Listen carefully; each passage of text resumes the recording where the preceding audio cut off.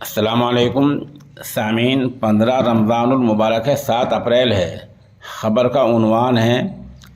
Corona کی کوئی لہر نہیں آنے والی ہے، یہ وقتی بیماری ہے جو موسم کے ساتھ ساتھ ٹھیک ہو جائے گی۔ یہ بات ہم نہیں کہہ رہے ہیں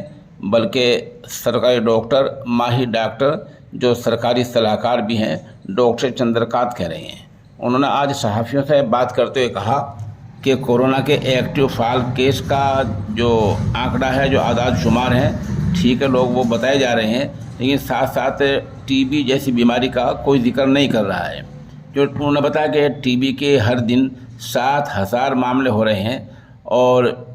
موت بھی بہت ساری ہو رہی ہیں، لیکن ٹی بی کا کوئی ذکر نہیں ہو رہا ہے اور کورونا کو زیادہ اچھالا جا رہا ہے۔ یہ بات خود سرکاری ڈاکٹر نے کہی ہے۔ دیش میں کورونا کے اثرات کے معاملات پھر تیز ہوتے جا رہے ہیں اور ان کی جو رفتار کو دیکھ کر سرکار کی چنتا بھی پریشانی بڑھ گئی ہے۔ اسی کے درمیان اسی کے چلتے محکمہ صحت اور نیتی وشیشگی سرکار کے معاون صلاح کار ڈاکٹر چندرکانت لہریا نے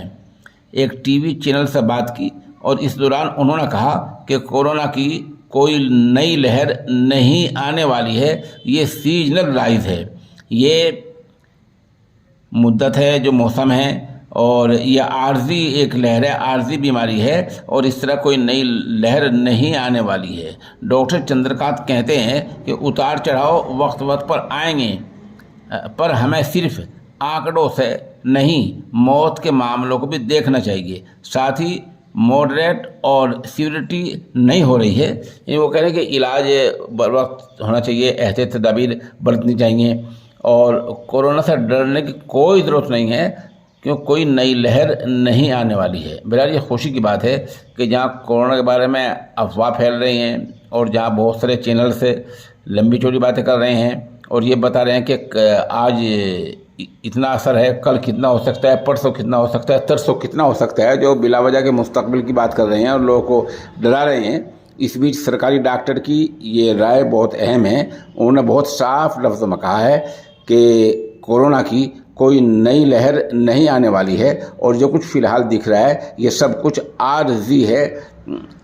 ہے، اور ساتھ یہ بھی کہا کہ جو اور بیماریوں ٹی بی ہے، ٹی بی کا کوئی ذکر نہیں ہو رہا ہے۔